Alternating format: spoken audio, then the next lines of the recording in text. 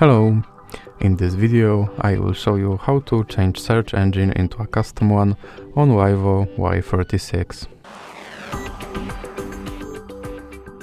So you have to start with opening your internet browser, and now you have to go to your custom search engine website, and for this example I will use yep.com.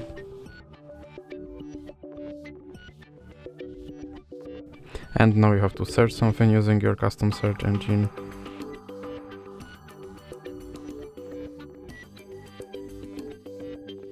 And now you can click here, you can open settings and click on search engine option, and in recently visited you should have now yep.com, so you can select that and then click back, and as you can see my search engine is set to Yep. So that is for this video. If you liked it, please remember to leave like and subscribe.